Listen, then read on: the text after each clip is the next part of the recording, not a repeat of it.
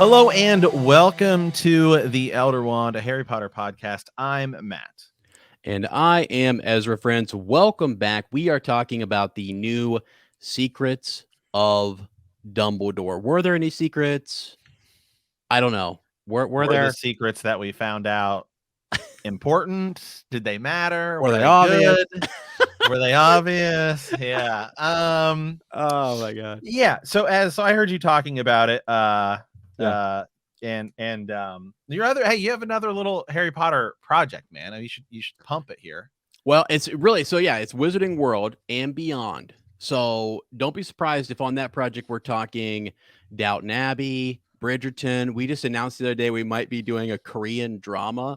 So okay, that, but definitely with a Potterhead feel. So Lottie and I do that, and so it's like Fleur and Bill. So if you ever check out our account, right? Yeah, Fleur and Bill, and everything that we do kind of comes from a place of like being Potterheads, and really that's kind of how we met and fell in love and all that kind of stuff is through Harry Potter. So got definitely special place in our heart. I just got back from Universal, by the way, too. So I was down there at Universal, and we were in the park doing the whole 9 yards. Took it down, did the podcast. It's called Shell Cottage Radio because again, Fleur and Bill. You know what I mean? It's right. Like they get married. That's good. That's good. Yeah, that's good, right? Yeah, I thought it was good. So we're talking about it, and I even said down there, it's so funny because like Matt has such strong opinions about stuff that sometimes I'm just like, yeah, yeah, okay, yeah. And so, and with it actually, like when it comes to Star Wars, I mean, I have pretty strong opinions too about some things I just don't care as much about. You know what I mean? And you're like, I could kind of go either way on what people have to say about it. Because Lottie actually said on that on that episode, like, yeah, not so sure. Yeah, a huge not that she wasn't a fan of it, but just there's things that I don't want to speak for her, but like things you like, things you don't like, or whatever. So yeah, thanks, man. Yeah, it's a fun thing. You guys should go check it out. But I knew coming on here, and I said it on there, I was like, Matt is going to have a slightly different opinion and a good take on it. So I want Ez to go first because I always go first. And it's time to let Ez go first. Okay. So truly, I did like it.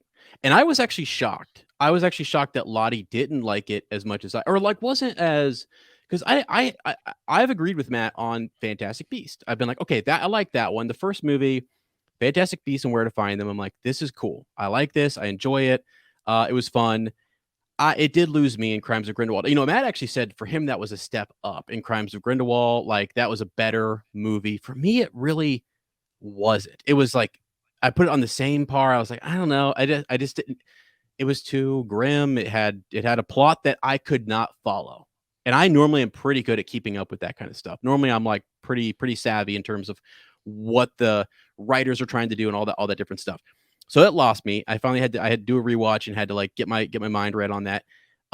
So yeah, I had the first one higher than the second one. Coming into this one, I was like, okay, it's straightforward and it had some good moments. Like it had the Dumbledore feel. Like I felt like, okay, Matt, I'll go ahead and tell you the part that got me the most was when Grindelwald said, "Who will love you now, Dumbledore?" And I was like, me, bro. I was like, yeah, Dumbledore, we love you. Because the look on his face, Jude Law is such a good, that, by the way, great. I mean, he's a great 100%. Dumbledore. Jude Law, that is great as Dumbledore. Right. I want more of that.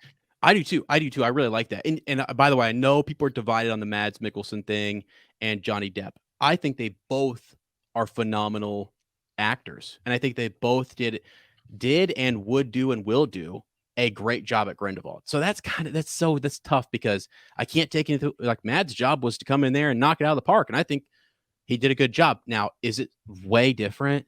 Is he not a way different Grindelwald? Yeah, and I'll touch on that. Right? Yeah, it does take you out of it a little bit, but he did a good job. And so for me, it was the ending, all along the way, I thought it was almost too simple.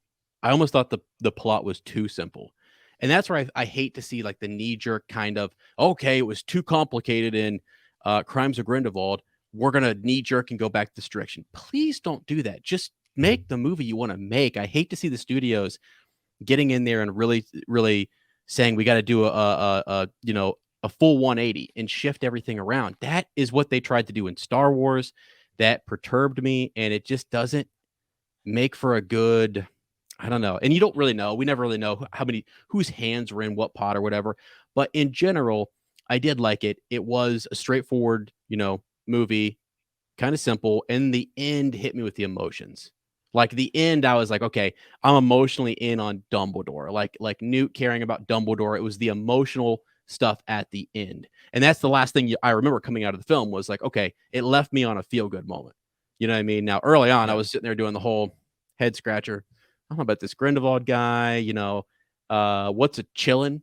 All these different things. Like, did he kill that chillin in the beginning? I thought we were going back to Crimes of Grindelwald where they kill a child, and I was like, did we really just kill a pure, innocent, and use necromancy? Like, this Grindelwald guy is a bad guy. I know. So anyways, overall, I was pretty high on this. I wasn't actually, for me, it's about the same as the first one. Like, I have the first one pretty, not high, not higher than any of the other Potter movies, but still a really good movie that I like. And this one was at the same level. And the middle one for me is down. I didn't like the second movie as much. The second movie. Yeah. So what would you give it a score, or like a out of 10 or out of stars, or like? I always feel like when you ask that question too, because I'm like, well, people who listen to our other projects will be like, Ez gave this movie in Star Wars this score and stuff like that. And it's like, so you have to operate inside of, I think, the fandom that we're the film series or whatever. For me, it was at least a 7. A 7 or higher. I think towards the end, I was leaning towards 8. I was like, okay. I was thinking coming out of it, I'm like, the reviews are going to be good on this. Things are, critics are going to be like, this is a good movie and a good bounce back. The box office is not as good. It's the worst performing Harry Potter movie. Period. Yeah. Period. Now, some of that is probably pandemic. Yeah. Some of that is probably J.K. Rowling. I don't think it's as much, because if this were an amazing movie, I think the box office would be reacting differently, because people went to see Spider-Man. You know what I mean? They did. So Batman. It's not just COVID. Like, people are willing to go. Now, to be fair, right now also something that the end of Batman was hit with was like Ukraine and Russia. So like, you can't see movies over there, which is a large portion of audience that obviously is affecting it. And also the fact that these are coming out on HBO Max, like the Batman, I think was impacted a little bit by that. And that some people are like, well, I'll just wait for it. Same thing with this. It's like, well, I'll just wait for it. Especially this, because it's like less exciting than Batman. Yeah. Yep. So you're an 8 out of 10. Yeah. 8 out of 10 by the end, 7.5, 7 in the beginning, and I inched my way up to an 8. Yeah. Because again, I totally agree that it's not like the greatest thing in the world. I'm shocked by the box office stuff. I'm not shocked, but like, I do wonder. I really wish that you could compare more apples to apple. I wonder if it would be slightly different, or if it's one of those things that we look back and we say, God, it was all these factors that really affected it. Because I don't think it's like a actually terrible movie. I just think the box office is really killing it. And then you do have some critics coming out and kind of this. I mean, we got the Johnny Depp trial going on right now live. I know. Like, it also, to be fair to the box office, it also is coming out at an absolutely terrible time. Where, I mean, it's the Sonic movie is killing it. The Sonic movie's crushing it. And Doctor Strange is like just down the road. Yeah. I mean, and so it's just, people are like, especially in COVID, when people are like, scared to go to the movie theater. I mean, I know it's like opening up more and everything like that. Fortunately, like, we went to the movie theater, but we lived like next to this tiny movie theater. Like, we went Saturday night. Like, you'd think it's packed. There were 6 people in the theater. I don't know how that place stays open. I have like no idea. I'm dead serious. I have no idea how that place is open. Right. But we went and we were like, there was like nobody around us. Everyone's all spread out. Well, we were down in Universal and I thought it's gonna be packed. No way we're gonna get in there.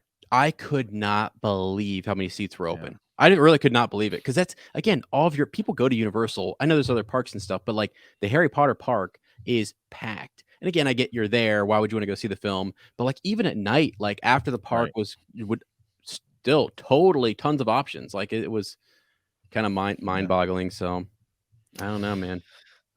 Okay. Yeah. So There we go. There we go. I have gone through the 5 stages of grief on this movie. Yeah. I mean seriously, because it's hard. It's still hard to describe it because I think this movie has some of the highest highs in not just the Fantastic Beasts, but all of Harry Potter. Okay. I think there are genuine moments in here that are some of the most moments that I was like loved. And I'm with you. The opening scene and the ending, like the dynamic of Dumbledore. He's there and he's with Grindelwald at the beginning. Yeah. And like they're still together. The blood pact is still there. And then at the end, he's by himself. That's heartbreaking. That was good. That was good. Yeah, that was so good. But this movie also has some of, well, it has the lowest lows in the entire thing. Yeah. And to be fair, this movie came in kind of like Rise of Skywalker, where it sort of had to fix some of the issues of the first 2 movies. And so it was sort of like weighed down by that. And at the same time, some of the plot lines that like have started in the first and second movie didn't like fulfill themselves that great in this movie. So I sort of have to like hold it onto this, you know, it's kind of like somehow Palpatine returned. What? Like, that's still a decision you made in that movie. Yep.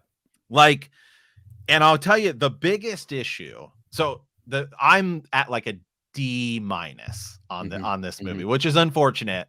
Yeah. But like I was going to give it a colossal F, but I'm like a D-, which is unfortunate. Because I would rather watch moments of this movie than the other 2 movies. Like, there are general, like up until almost the end, I was like, I think this movie's really good. And the ending just failed it for me. The ending, I thought honestly was terrible, and it literally derailed the entire thing. Yeah. Wait, do you mean the ending with the wedding, or do you mean the Credence save? The Credence save. But it's not just that. It's like the whole deal. It was like the whole like. It made sense. It felt like I'll get to it. Yeah. Okay. Like I'll get to it. I get you on the Aberforth stuff. So you go ahead. I'm. Yeah, that's even that. Yeah, I will dive into that. But so first and foremost, the single biggest issue with all 3 of these movies is Credence. You could cut Credence out. I mean, of all 3 movies, and they are instantly significantly better.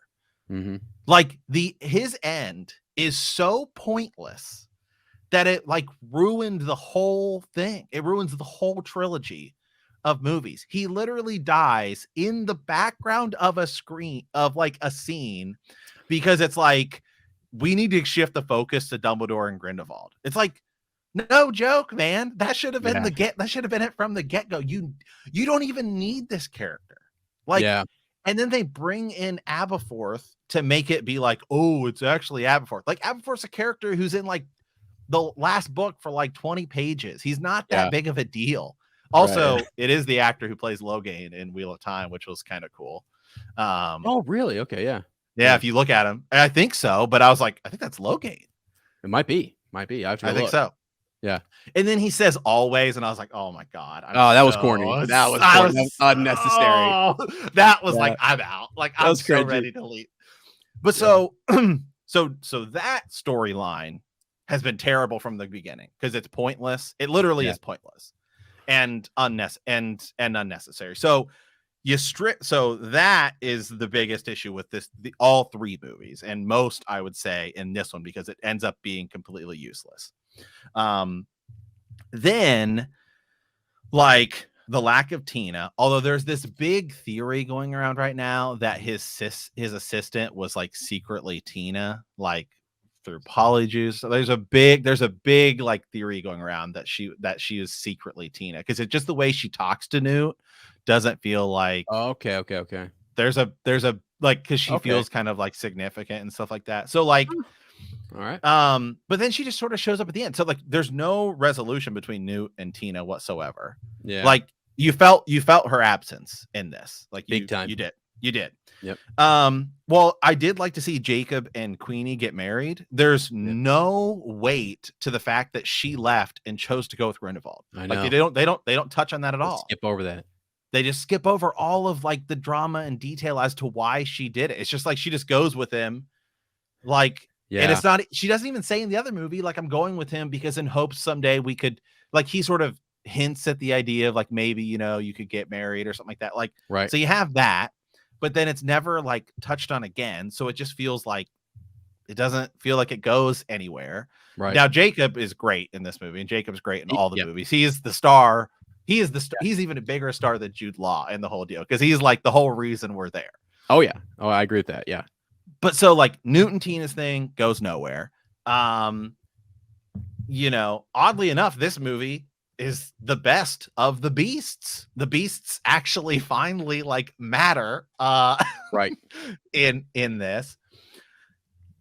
But I mean, the whole deal, it's just like, dude, it's just it's such a mess. And like, it's hard to, I think, view this as like one movie, as like, because they all feel like one sort of event that's just kind of all over the place. Yeah. Yeah. Now to like the highs, I guess I should get to. Jude Law, as we said, is amazing as Dumbledore. Right. Mads Mikkelsen is great as Grindelwald, but it's like, I don't know. I feel so conflicted because like, it was one thing to go from Dumbledore actor to the other Dumbledore actor, because like in Chamber, he's like kind of not there. And then in like Order of the Phoenix, he's kind of not there. Or in Prisoners of Azkaban. Yeah. So by the time you see him again, it feels like natural because it's like, yeah, he just wasn't as there as prevalent.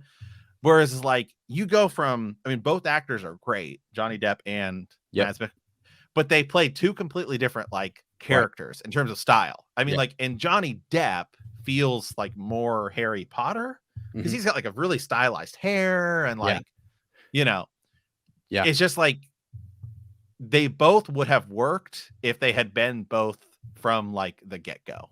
Yep. Like Mads Mikkelsen might have even been better from the get-go. Right. But it's like kind of hard. Yeah. It's because you feel at the end of the day, you feel it.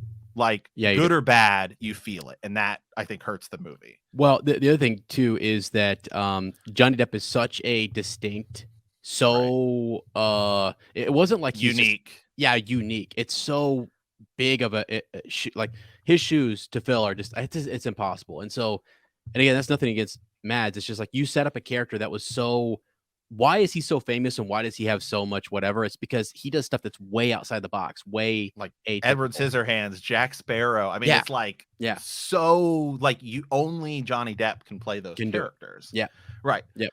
And so again, if I had seen Mads Mikkelsen from the get-go, like I might even like it more, but he sort of just steps on and he's the same character he always is, which is like a James Bond villain. I mean, he's a fantastic James Bond villain. Like, I mean, he's an A+ actor, but it's just like the styles are so like, it would have been easier to go from Mads to Johnny than it is to go from Johnny to Mads Mikkelsen. And like, if this was your first movie, you would be like, I like him a lot, but it's just like, you feel that sort of, and then even what's his name, Colin Farrell plays Grindelwald in the first. So you really have like 3 different actors. So it's just like, oh, dude, what are they doing here? Like, every step is just like awkward and fumbled and sort of weird. So it's just, that's ultimately like kind of how I feel about this movie is it's actually like the least like all over the place. Right. But this movie is unfortunately bogged down by the decisions they made in the other 2 movies that it's hard to fix and save. Like, I don't want to say a sinking ship, but that's kind of what it felt like. Well, okay, because actually at the end of this, we're going to talk about are they going to do 5 movies or 4, or are they going to cut it? Are they, because it's the whole merger thing's happening. Well, we'll get to that. I know all, and I know all the all the Warner Brothers, because I'm a Warner Brothers, insider basically. But all the details on that. Well, okay, so we'll get there, but like the real quick, I want to mention Dan Fogler. He has a podcast, by the way, where we're shouting out podcasts here. It's called Dan Fogler's 4D Experience. This guy, he plays Jacob. He's just his name's Dan Fogler. Matt, he's just like a comedian. He's just he's not really in anything. This is like it for him. So I root for this simply because he is the core of this whole experience. And so he knocks it out of the park. Jude Law does great. Eddie Redmayne, Redmayne, how do you say his last name? Eddie does a great job. Yeah. But you're right. There's some stuff like the Ezra Miller Credence stuff. I don't know if they were going to do something different. It's not on Ezra Miller. No. I mean, Ezra Miller does a good job. Although now you want to talk about controversy. We did a full episode on it. He was just arrested again today. So Not thankfully today. he was like, yeah, he was arrested again today. Your mouth. No, dude. No. What? I'm like, I know. It's so bad. Arrested. What? Again. He was arrested again today. What is going in just under a month? No, man. Okay, I'm losing my mind here. You're right. It's breaking news like as of 4 hours ago. What? I know. The heck? Okay, we'll get to that in a second. It's bad. That's bad. See, and that's what the problem here is, that I feel bad for people like Dan Fogler and Jude Law and some of these guys who got in there. Like Jude Law was out promoting this thing pretty hard, trying to bring in, you know, more people to it and this better understanding. There's also the whole trans situation.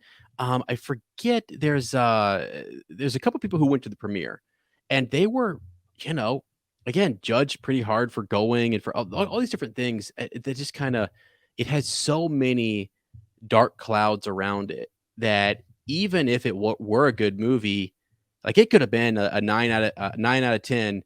But I think because of all these extra little elements that you have to deal with, it's hard to not let that affect your viewing of it or whatever. Because we're talking about recastings. We're talking about Tina not being in it. We're talking about, you know, you might go, and then if you go into it with the whole trans conversation or Ezra Miller being arrested or whatever the other drama is around it, it's just got a lot of drama around it, unfortunately, because there's good people that worked on it, good people who are acting in it and doing a good job and stuff.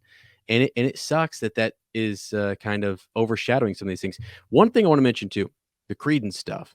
So I think they had a different plan.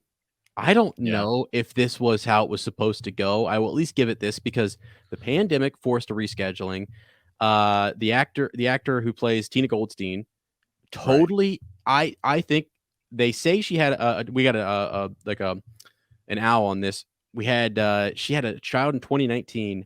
Right. And then, you know, when you have a baby and the pandemic hits and everything, I think like acting gigs are like secondary, like you got to take care of your child and all that kind of stuff. That's what I read. I don't break the news. We just sort of commentate on it and we're just, you know, relaying stuff that we've heard and read.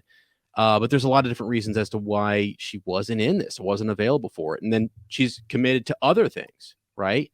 Like because they make multiple agreements. Like we're going to go in for a couple months to do this shoot, do this project, and then I got to bounce to other things. Well, there's clauses in there that say, you know, just because this was rescheduled doesn't mean you're out on this. Right. You signed a contract for it. And they got to make money. This is their job.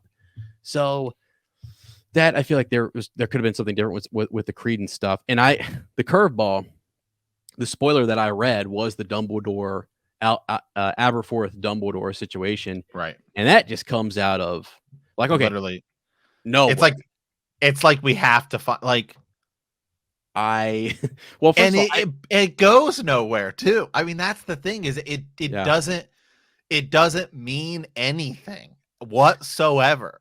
Like, that's a good point. So I think when you first said that, I was kind of like, okay, what is Matt saying there? But what happens ultimately is Credence goes and fights Dumbledore. Dumbledore does this sick scene, by the way, like tosses something back like that. What the big highs in this are the things that I talk about in Star Wars and other fandoms. You have to have master moments, these big moments where somewhat like when they brought Boba Fett in on The Mandalorian, he's got to look like Boba Fett. He can't come in and be some weak sauce character.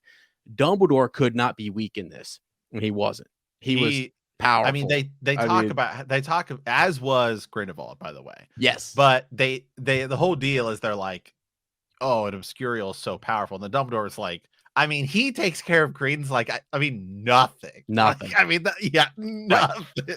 Right. So it's like you either do one or two. Like, okay, I don't know. It's like if you wanted Credence just to be that big bully, that's fine. But the connection to him being a Dumbledore, I don't know what they're doing with that. Like, he could have just been some big. You could have replaced Credence with just a fantastic beast, right? Yes. That you found that You was this could monster that Dumbledore couldn't handle. It's a like almost like Grindelwald has him on a leash and he's attacking Dumbledore. You know? you could have just made it a Fantastic Beasts movie and Newt goes to America in the first one. And you pick up Jacob, you pretty much go down the same thing. And the whole deal is more about Grindelwald. And it's just like Newt just happens to stumble into it. Like Mhm. Harry, I mean, like he's predestined for it, but like Yeah. he sort of stumbles into all of the situations. He's just trying to go to school, man. I mean, Yep. he's just like, I'm just trying to, That fight came to him, sort it of comes thing. to him. Yeah. Exactly. You Yeah. could have the thing where you could literally, I mean, you could literally strip the entire Credence thing out and you still like this wizarding war is building up. I mean, you don't have to Yes, that's true. whatsoever. You do not have to have the Credence thing in there at all. And you Ri probably could have done this whole thing in 3 movies. And now I don't know. I don't know if they're gonna do a 4th. I can tell you right now there's probably no way they're doing a 5th. Yeah, I agree with you on that. I don't think they are, because this just had so many different issues and stuff, and the thing too, especially with this Ezra Miller news, that Credence, by the way, Well, was he's like, gone. well, He's no, like dying. he's dying, but did you notice he's still walking down the stairs? He's still like walking down the stairs, and I'm like, is he dead or is he not? Like, I was kind of confused by that, but he's walking with Aberforth down the steps, I but know. he's dying, and so I was like, It's okay, he's just gonna literally die it off screen. literally it He's gonna literally die well, off screen, man. it literally happens like pretty much off screen. It's like Yeah, I know. here's Credence who's been like the whole deal for these like 3 movies and he's just like off to the side while Dumbledore and Grindelwald are staring at each other. And I will say this, Yeah. like I felt that the ending was like really long. I mean, like from the time we get to like China or wherever it is that they're at. Yeah. Like I just felt like God, I don't know. I was like, I was doing really strong. And then I got there and I was like, God, this is just taking forever to sort Yeah. of finish. Um, It it was a just little it just felt like long, like that whole thing. And then like we get to okay, the thing is walking up and it's like walk of the picking chillin'. people. Right, the chillin', right. Like I actually hated that the chillin' went to Dumbledore. Like I just thought like we know Dumbledore's awesome. Mhm. Like because the chillin' goes up to Dumbledore and bows. Like Yeah. while Credence is dying, like in the background, like, and then it goes and picks the person. It's like we already know Dumbledore's awesome, and we know he doesn't become like Mhm. the Grand Minister of all magic. Yeah. Like it was so dumb. It was just like and then it was like that happens, and then they do the always thing, and I was like, they like they're just doing what we've said they've been doing in the other 2 movies, which is like they just are fan servicing because they don't know what else to do. Right. Like I know that this was written by somebody else other than JK, but part of the issue is that JK still has like complete total control over all the Harry Potter stuff. So I'm sure that was her decision. Right. It's almost like, you know how we had the whole in the Harry Potter series, what lands really well, like the Snape stuff is really good. Right. You know, this mystery, this one thread through the midst of this conflict that works. They tried that, and that thread that she's trying to pull is Credence, right? I mean, she's trying to make us who is Credence? Is he good? Is he bad? Is he going to join? Is he? It feels like the way her Twitter account has felt since Harry Potter ended, and it was almost like the relevancy was slipping through her fingers. So she gets on Twitter and she's like, this person's actually, and she's just like making up lore to try and keep people excited. Like that's what it felt like. Yeah. Yeah, I know. So I do see how, like, no, I don't know. When I think about that, And it's it like, sucks. it Sucks because like there's some of this movie is like the best of Harry Potter. Like it's the best of like the whole deal. Yeah, I mean, so the idea, actually, you made a parallel to Rise of Skywalker. Very interesting. To save a movie, they tried to do the trope or whatever it is, like assemble the crew. All the crew goes on a mighty quest. Real simple, real straightforward. They're on the train, they're gathered, and they go. That's exactly what Rise of Skywalker does with Rey. You get everybody that you love in the same room, and you say, "We're in this together. Let's go." And that's straight up what they did, and that's cool. Right. with the element of like Harry Potter, Wizarding World, and everything. And that's exactly what they tried to do to make it like. And I feel like they did that in reaction to the last movie. That's the problem. If you would have just done that, there's no way in telling. I mean, maybe I'd be saying that in the second movie had they had done it, but just straightforward. I don't know, but like, I mean, look, think of how much better it would have been if Dumbledore had like. Here's what you should have done was Dumbledore should have had to have killed Credence. If Dumbledore had to kill Credence, he would be killing another member of his family, right? Which then we get to the moment where he's talking about his sister, and it would like, because it's so tied in with like his love with Grindelwald, like that was great. That was like really good drama. And then it was like, if you tell us that story first, then you get to Dumbledore has to kill Credence. It's even more heartbreaking. And then it shows us even more why Aberforth doesn't like him.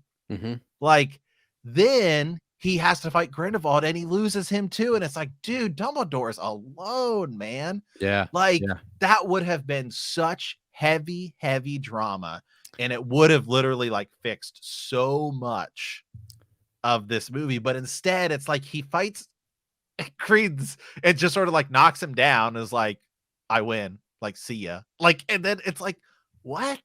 And I guess like the whole reason they did it was just to, so like they could like do the wands to sort of like find some way to break the, you could have come up with a better way. A better way to do that would have just been like Dumbledore has to break it in order to save somebody or something. Like Grindelwald's like holding it against him. Like, you know, you know, like you find some way where Grindelwald forces Dumbledore to break the curse, because you already said that Grindelwald can't hurt Dumbledore. Right. So, you know, then it's like he's in a situation where you find a situation where Grindelwald is like, I want it broken. And then it makes it even more heartbreaking that Dumbledore has to do it. Like that's the other thing I think that's how you do it. One thing where I think there was a miss too, and again, if you're going to go with the whole Credence thing, this is what was kind of mind-boggling to me. Fine, let's just they did it. Credence is Aberforth's son, which we're going to come back to in a second. Like, who was Aberforth with, by the way? Where is she at? I guess does it matter? I mean, I don't know. Yeah, I mean, like, yeah, does it matter? I mean, like, I don't know. Did she drown on the ship? Was that her who drowned in the second movie where the whole baby swap situation happened? Maybe. You know? I mean, like, does he? They don't even talk about her. They don't ask. They don't nothing. But like, where? Yeah. Go ahead. Go ahead. Okay, I'll come back to that. So the Credence thing, right? So, Dumbledore breaks the thing.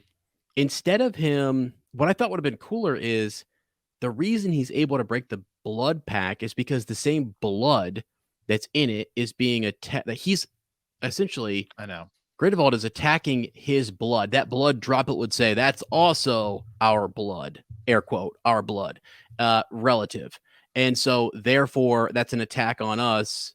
And I thought maybe something was, but then again, that, you know what I'm saying? Like, it also doesn't, like, why didn't Grindelwald all of a sudden have like a heart seizure situation? Right. Well, yes, you know, it doesn't make sense. Because by that logic, it's like, if you get one, like, no family member at all could attack the other family member.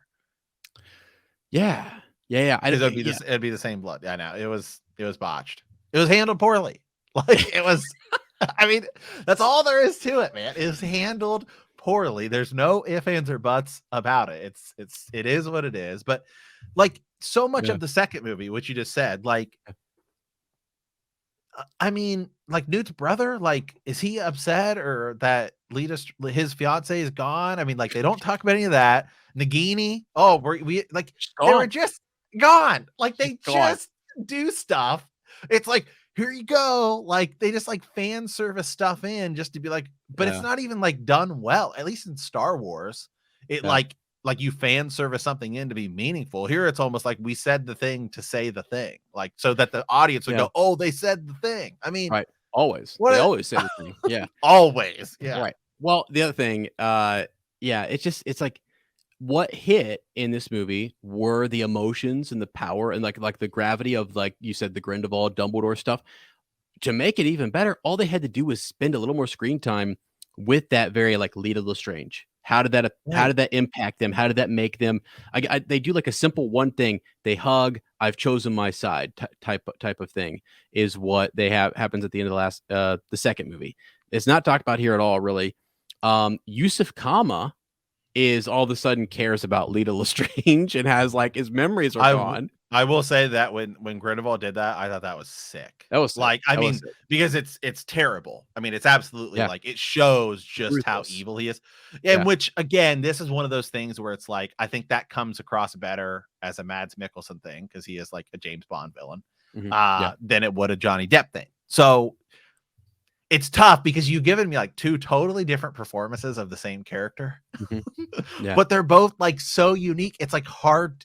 It's so hard to pick which one you like better because they're both, I think, really good, but they're just so different that it's hard. But going forward, I mean, I don't think they're going to go back to Johnny Depp, even though it seems like he's going to be, I don't know, watching the trial and everything right now. It seems like he's probably going to be doing pretty good. I mean, where do we go from here? I've actually heard a lot of people think some of the Wall Street, whatever insiders that I listen to all the news and everything is that what you would do. Well, there's two things. One would finish this because this had like a big budget of like $200 million. I think what superhero movies get. You could probably do a more adult focused, which these are, movie for $100 to $150 million, or maybe you do like an HBO Max limited series or something like that. Yeah, I mean, Jimmy, just to finish it, just do 8 episodes, Dumbledore versus Grindelwald. I think that would actually be the best way to do it because then you're really just getting Jude Law and Mads Mikkelsen, and you're getting some other people, right? But then you give us that first Harry Potter HBO Max series that we all want. Yeah, that is what they got to do. They've got to wrap this up. They've got to. I mean, you technically could never touch it again, and like it does end on a note that, like, okay, you've ended Newt and the gang's story. Like, seems like Newt's with Tina. Like, we know what happens to him. We know Dumbledore fights Grindelwald at some point here in the near future. So, like, I don't think you have to do a movie to finish it, because at the I end, don't know that I would. Yeah, at the end, Newt says like, "I'd be willing to," like, basically he kind of says, "I'd be willing to come back. Yeah, I did this for you. I'm glad that I did. I'm glad I was able to help. Like, we broke the blood pack.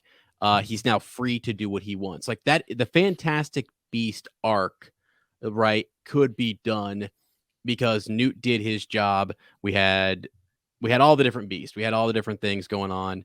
And we had the Obscurial, which if you want to say that's in there as like a weird supernatural beast of some kind, whatever. Newt was studying it. So there's that whole thing. Yeah, you could wrap it up because he says, if you ever need me again, I'll be around. That doesn't mean it's going to have a Fantastic Beast element to it. No. See, that's that. I think that also is the thing too, is that they called it Fantastic Beasts, but it's really a precursor to the Dumbledore versus Grindelwald thing. You know what I mean? It would actually almost be awkward to continue on under the Fantastic Beasts arc. Right.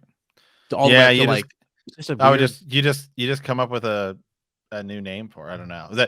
So we can dive into it now. Like where do we go from here? Because there is all that. Right now it's all kind of in limbo because Warner Brothers Discovery merger is going on, and right now so basically think about it like this: Discovery Channel basically bought Warner Brothers, and they've already started cleaning house. I mean, like, people are getting fired left and right. I mean, it's it's like a bloodbath over there. Wow. And because the way it used to run was unlike Disney. So like at Disney, I mean, you do have people who head this up, but it's almost like at Disney, you have like Bob Chapek, right? Who's not like new CEO, who sits over like the whole company. Right. But then like inside of that, you have like, it's like Star Wars, Marvel, like Pixar, all those things operate like completely independently of the others. And then they just answer to the CEO. Well, at Warner Brothers, they have like all of the movies, regardless of whether they're a DC thing or like a, Wizarding World thing or anything, they all sort of answer to this guy who he just got fired. He was like head of like Warner Media. Well, he's like leaving. He has like his contract expires. It's not getting renewed. Mhm. So it's kind of like all the movies operate under the same thing, regardless of the fact that like they don't really like you can't view them as the same thing. Like even Disney and Star Wars, like you have to view them under different sets of rules because you can't like say like you can have a 3-hour Marvel movie, you know, or we're going to do it this way or whatever. Like same thing with Star Wars. So Yeah. that is one thing that's changing. The big rumors that are going around right now, although I don't know if it's going to be happening anytime soon because Discovery Channel just bought Warner Brothers, and obviously that costs an insane amount of money. And part of the reason that Warner Brothers was sold from AT&T was AT&T has had like an insane amount of debt, like $100 billion in debt.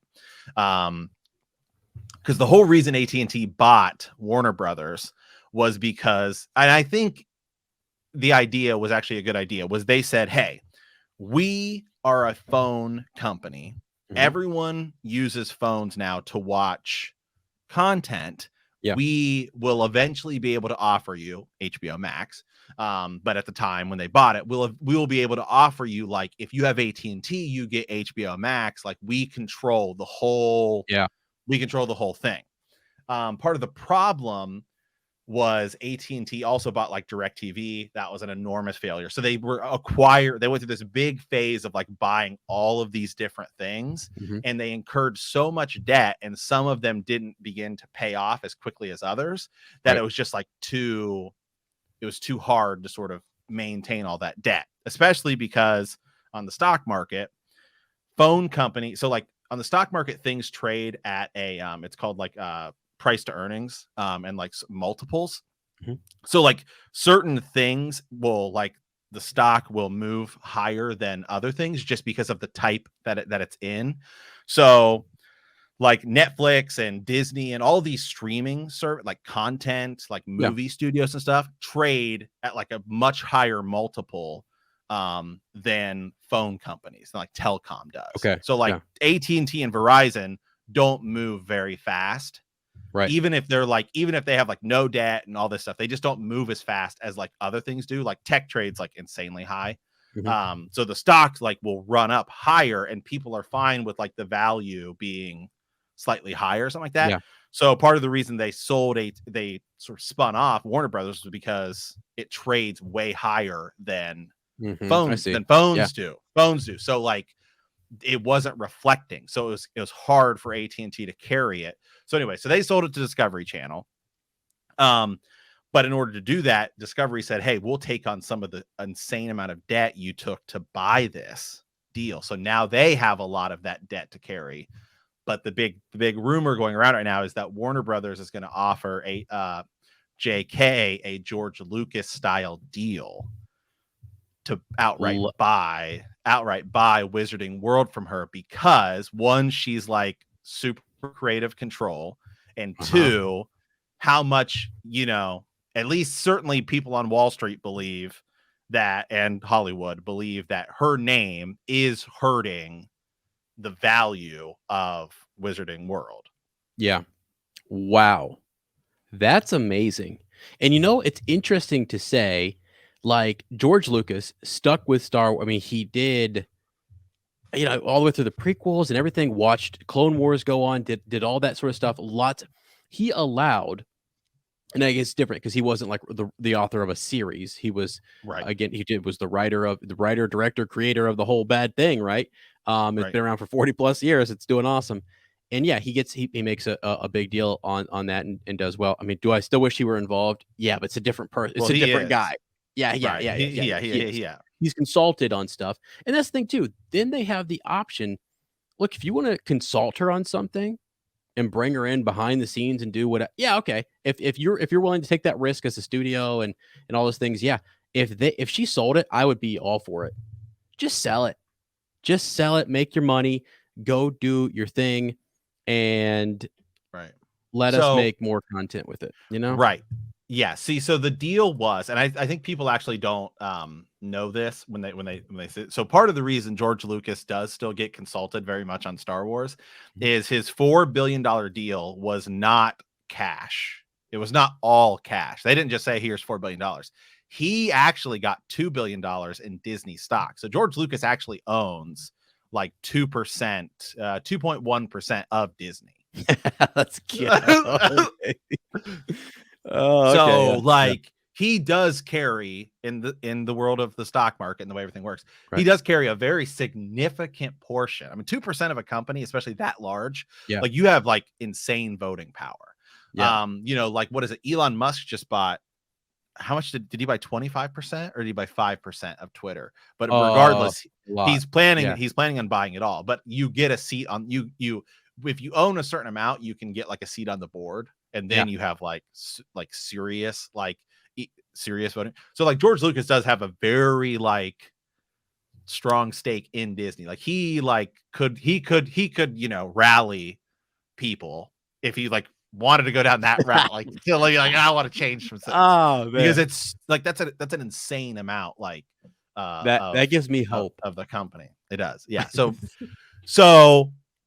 if JK, you know, how much is Harry Potter worth to at this point? I would say, I mean, I would say probably around probably in all honesty, probably same thing. I think I would say Yeah. that Star Wars was worth way more when Disney bought it because like Harry Potter is really just the books, the movies, and like there's merchandise, but it's not like Star Wars was where there's like thousands of books and Video video games. games Yeah. and comics and Right. like all Right. that stuff. I mean, there are Harry Potter video Toys. games, but it's not the same. Like Star Wars is a way bigger brand. Right. It is. So I would say that now I'd probably say around the 5 billion. I would say anywhere like in a range 1 to 10 billion Mhm. that the Harry Potter franchise is Yeah. worth. Wizarding World is worth. And I think that if you did get it out of J.K. Rowling's hands, one, you'd see way more content like Yes. getting coming, and then you would no longer have like her associated with it. I Right. mean, yes, she'd still make money off of it and everything, but it would no longer be under her control, and I think that would be better for everything. There is one issue, is that Universal, which is like NBC, Mhm. Comcast, ultimately, does own the rights to Harry Potter on television, so that's why it's always on like NBC. Like the movies are always streaming on Oh, NBC. So you okay. couldn't outright. So that's kind of the hang up as to why there's not an HBO. I was doing some research on this. That is kind of the hang up on why there isn't a Harry Potter HBO Max thing yet, Okay. because They have to deal with that. does streaming count as television? Like if they were to announce it tomorrow, could NBC step in and be like, well, because like we haven't really defined like Yeah. What's TV? What's streaming? what's TV, what's streaming. Yeah. Wow. That's intricate. Yeah, that's interesting. I wonder if they would want to go to a legal battle on that. Would that be worth it? You know, I don't know. I don't That's know. You could when also there's just money involved. Yeah, it's you could just just do a joint thing. But if my guess is that Discovery, which Warner Brothers Discovery now, would fight it tooth and nail, and they would probably win they probably would. Yeah, they definitely probably would. because it's not TV. No, and that's Yeah. that's yeah. So, what do you think the likelihood is that she would sell? If you I offer enough money, I think she would. But at the same time, JK is totally different than George Lucas. George Lucas, George he was Lucas also tired. he He was didn't just also keep in mind he didn't just sell Star Wars. He sold Lucas Arts. right. That's true. Which includes Indiana Jones, and George Lucas has also been involved in some of the absolute biggest projects that have ever existed in cinema. Because I mean, he's done tons of stuff with Steven Spielberg, outside of those things. J.K. Rowling pretty much just has Harry Potter. It's her one thing, and everything she's tried since Harry Potter has not been very good. The main series, Right. she wrote the first two Fantastic Beasts movies. They kind of flopped. Right. I mean, Cursed Child, the play kind of saved it, but I mean, Right. I see. I see. Yeah. Okay. Um. Okay, Matt. I'm just looking. I went to her. I can't believe I'm doing this live on the show. I went to her Twitter. And I'm just oh trying to yeah, understand. I'm yeah, trying to I know, understand a few things here. Yeah, writer sometimes known as Robert Galbraith. right? Robert Galbraith. Is that like a name she writes under or something? Maybe. Oh, the Mormon Strike series. Well, it's right. Yeah, she's wrote just because some you don't like because it's like it's adult fiction, so you don't necessarily want to put J.K. Rowling on it because Okay. you know what I mean? Yeah. Because if Okay. you want to, if so, artists, a lot of artists do that every now and then. Like Garth Brooks once did a metal record, but he didn't list it as like Garth Brooks. He'd like use a different name because because you see the name. It's kind of like how Disney releases like what is it? What's their other? What is the other Disney brand? It's like Touchstone or something like that, or something. Okay. Not DreamWorks, but you'd know it if Yeah. It's something I get. It's you don't want to have the Disney mark on it. Yeah. right. You don't want to Yeah. have the Disney mark on it, even though Disney ultimately owns it. Because you're marking it to different crowd, different Right. audience. Yeah. Okay. So, anyways, I'm just thinking here. So your point is maybe if she's not a success. She doesn't like Lucasfilm was a whole different level. You know what George had to Right. offer, and he was honestly tired. You know, he was done. His days of he didn't want to work on that level. You know, like the tank had kind of run empty. The difference with J.K. Rowling is that, as you said, hasn't had that same level of success. Doesn't seem to be trending in that direction. Like she's going to be making out of the park novels and series, and it seems like anything she does work on, you got community after community working against her, even though she's filthy rich. But it's the whole point is like maybe she does take the money because she's like, yeah, I don't really see this working out as much. I mean, right now she's listed as being worth around. Well, this is euro or pounds, maybe I don't know. Pounds, yeah. So she's worth roughly $1 billion. So I say Harry Potter's the Wizarding World franchise. I mean, it's got to be worth 10 billion. I mean, really, because I mean, you're talking movies. I mean, just how much is it just worth just for to own the Harry Potter movies and have them sit only on HBO Max, right? Mm-hmm. I mean, I guess like you license them out to other Peacock and all this other stuff, or like, but yeah, I don't know. I mean, it's right.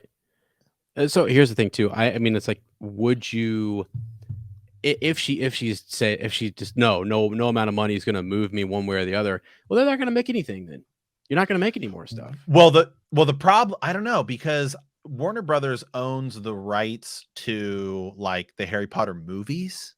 Mm-hmm. So like, it's kind of like how HBO, which is Warner Brothers ultimately, owns like, they don't own Game of Thrones. Like they do, but they don't own like A Song of Ice and Fire, George R.R. Martin's like books. Right. Yeah. So it's kind of like a lot of people end up buying like the TV film rights. Right. But then it's kind of tricky because sometimes it's like, well, does an author have to sign off on it? Yes or no? It's kind of like how like Sony owns Spider-Man. Like they own an aspect of Spider-Man and they can do like whatever they want with it, where they're like, okay, well, we're going to make 25 Spider-Man movies, and there's nothing that Disney, who owns Marvel and owns like the rights to the Spider-Man comics, can do about it. Yeah. Got it. Wow. Yeah. Touchstone Pictures, by the way, was the thing I was talking about. So again, yeah, so this is a Disney-owned property, but they did movies like, Pretty Woman, Lincoln, Pearl Harbor, Signs, Armageddon, Who Framed Roger Rabbit, The Water Boy, I mean, Con Air. So like movies you wouldn't necessarily like, not bad movies or anything, just, more adult movies, I guess, that you wouldn't necessarily want like the Mickey Mouse Disney like association with. Right. I get you. Yeah. Can I just say something? Yeah. All this stuff on Twitter, Her Twitter. Hold on. Her Twitter. Say, I mean, can we have a press conference? Can we just have like I read it and I don't know, like I'm reading Twitter and people talk in such coded language. I know. It just I'm like, just speak plainly. Like, what is it you're trying to say? All these subtle jabs, all this different stuff, all this wordsmithing going on. It's just irritating to me. Just like say what you want to say. This passive aggressive stuff, I don't know. I'm skimming through it and it's just like, I don't know. It's just crazy. Sorry, man. It's like, see right here. So like, let me see. Yeah, so the Harry Potter thing is so like Wizarding World is what it's ultimately called. I know we think of it as Harry Potter, but it's Wizarding World is the deal.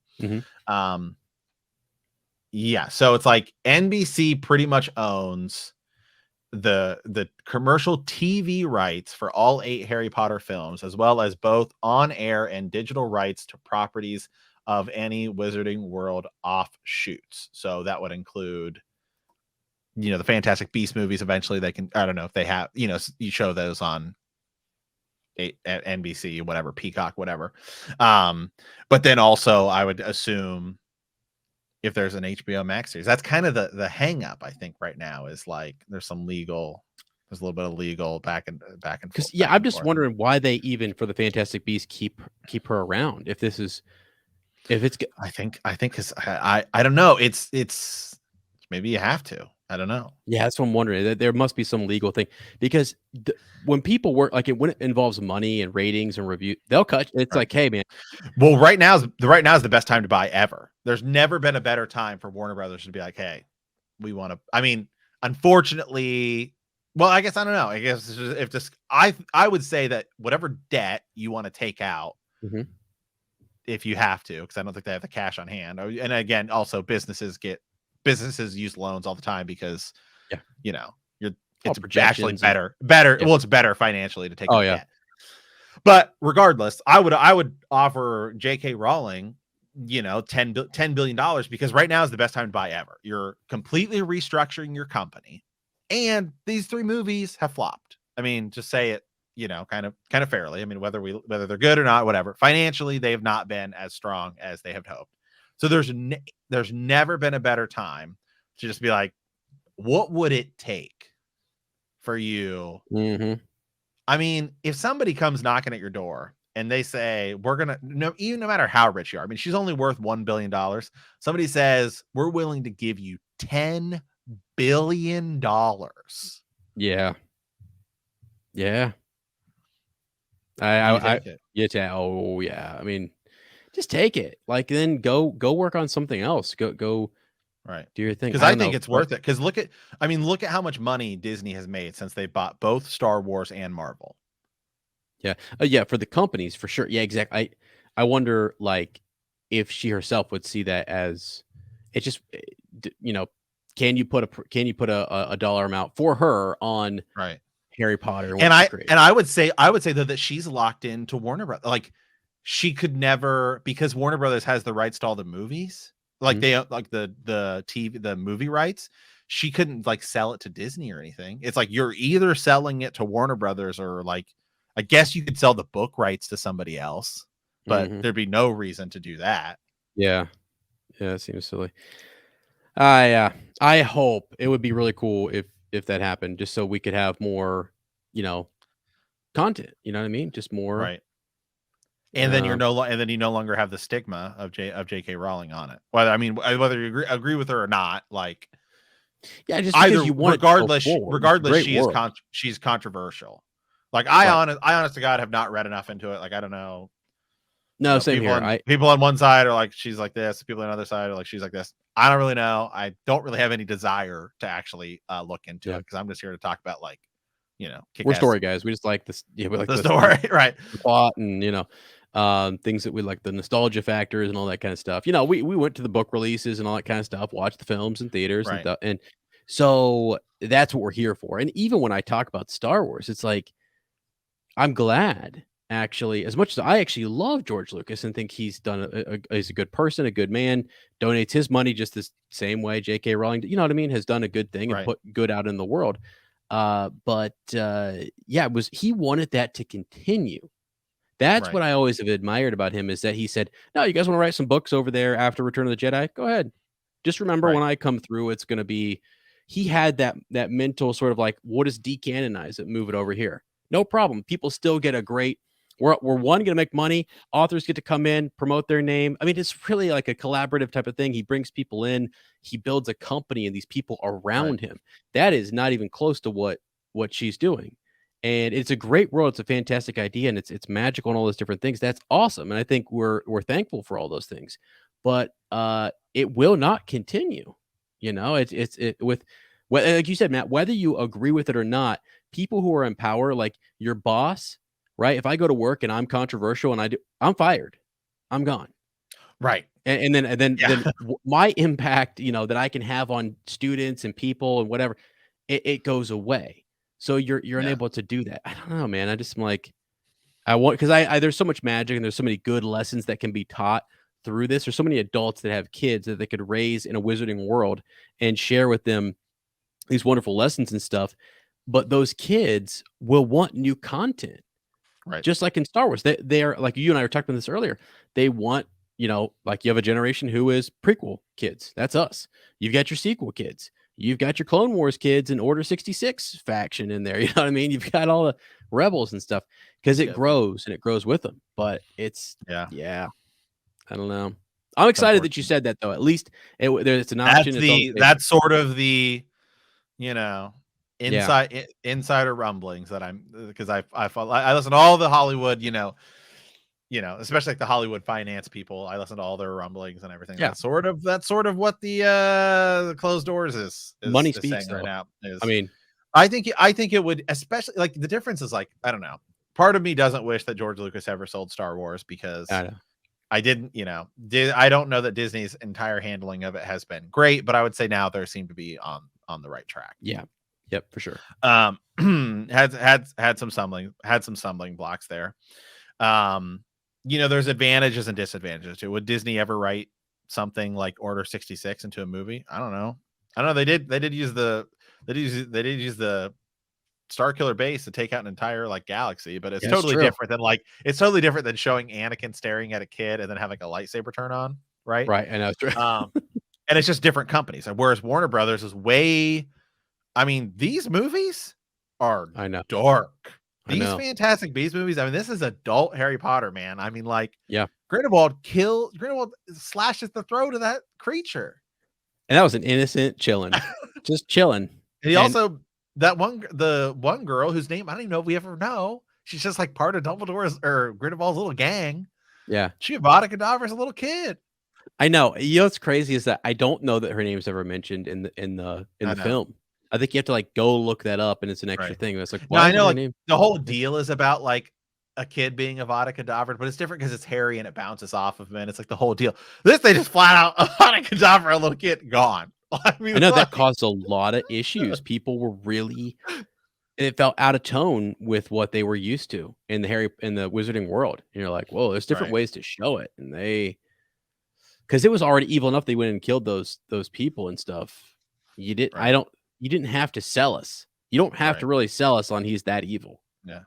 Which Grindelwald did you like more? That's so tough because I really did want to see Johnny Depp keep going. I really did. I really liked him. And I thought it'd be really cool because he's so different to see him with Jude Law.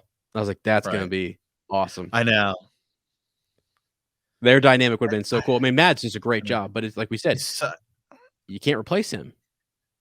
Like, and it's just so tough because it's like Mads, like it's like I'm not trying at all to diminish like Mads Mikkelsen role because it was so good and he is so good, but it's just so hard to. It's like Robin Williams. It's like it would be hard to go from Robin Williams to like another. Because he's like he was. Obviously, like so unique. Like you could go from Jude Law to somebody else. Yes, you right? Could. Yeah. He's a great actor, but you you know what I mean. But it's just like Johnny Depp is like it's like Emma Thompson, right? Who's Trelawney. Yeah, Trelawney, she's like so like sort of like unique as an actress. It'd be like so hard to go from her to somebody else. There are people out there cursing us right now for saying that about Jude Law, but like because he's so beloved. But like, he's great. But the thing is, what we're trying to say is that like Johnny Depp is so in a different box, specific. Like there's tons of people who have done the rom-coms and a lot of different like I don't know that lead role that look a lot like, sound a lot like, act that do what Jude Law does. It was in Gattaca too. That was an all right movie. Yeah. But anyway, like you could replace you could replace Jude Law with Mads Mikkelsen, and it would still be, and like that would work. That's what I'm saying. Is like you could. Johnny Depp though is just so specific. Like it's just hard. It's just hard because they were both great. I mean, Mads, like the scene where like he's like in the pool with the chillin, and then like boom, right up on like Creedence. Like don't ever like test me again. Yeah, don't lie. That was sick. That was a sick scene. And even when he uses their fight, we didn't talk their fight at the end too. Their little bit of dueling, like it happened so quick, but it was awesome. It was awesome. It was awesome. That's what you say. Like there are really good highs. What Dumbledore does, there's still mysteries. You know, you can tell it's not like entirely finished, but they also said, "Hey, at the end, let's make this seem like it could wrap up in a bow here." Yeah, in the event that we need it to, because isn't that telling? By the way, that they did it that way. How would you want it to? How would you, or we could do an extended. I guess we could do that. Yeah, what you mean, like do an extended? Just talk about how I would have because I've already sort of laid out like what the possibilities are. We could just do like how would we go about ending it? Like what would we show? What would we do? Would you do like a series? Would you do a movie? I mean, from this point forward. Yeah. Yes. Okay. Yeah. We'll do that extended. Let's do that extended. Yeah. And we'll carry the conversation there because I have an idea as to how we can end this bad boy. They should hire me. They should hire. I've been preaching that I should work at Warner Brothers. I'm less controversial. You're right, as far as I know. So. Awesome. All right, guys. Well, hey, thank you guys for listening. As always, we super appreciate it. We will be back with our review of a movie that we have no disagreements on, which is the Sorcerer's Stone. That's right. That'll be our next thing because we did finish the first book. So stay tuned for that. Be sure to check out all of our other projects as well on iTunes, everywhere you can get your podcasts, as well as YouTube. And we've been creating some short content and some TikToks, stuff like that as well. I've been creating things on my TikTok. I cover just sort of everything that Ez and I cover on mine, which is at Super Games Bros. Ez, you just started one, right? That it's going to be all kind of encompass all stuff as well. Yeah, all stuff as well. So I got Hyperspace Hangout is definitely where I do all Star Wars or whatever. And then I've also got at Super Easy Lore, which is where I'm going to try to do sort of the same thing Matt's doing, which is just hit everything that we talk about. I also kind of weave in some Lord of the Rings stuff because it's a fandom I do with my buddy Lane, but you know, that project might not be continuing. So kind of like, I want a way to go in there and keep that up. So yeah, go check that out. Also got a little YouTube channel too, where I'm doing some reactions on there as well. For that, it's just fun. We like it. These shorts are fun. I tell you, my students have been telling me like they like it. It's where they're at. They want the information. They want to know like the short, interesting facts about stuff. And we forget, man. I mean, well, you and I don't forget because we're doing the content, but we're old. When I talk to those kids, I'm like, let me tell you, man, it is. They want to know that stuff. I feel like I'm getting to that Dumbledore stage, the Obi-Wan Kenobi stage, where let me pass on what I have learned, all my nerdy stuff behind me that I've read and learned. Let me give it to you in a 1-minute TikTok. Okay, that's what I'm trying to do. Yes. Awesome, absolutely. All right, guys. Wait, stay tuned. Check out all that stuff, and as always, remember to have your wands at the ready.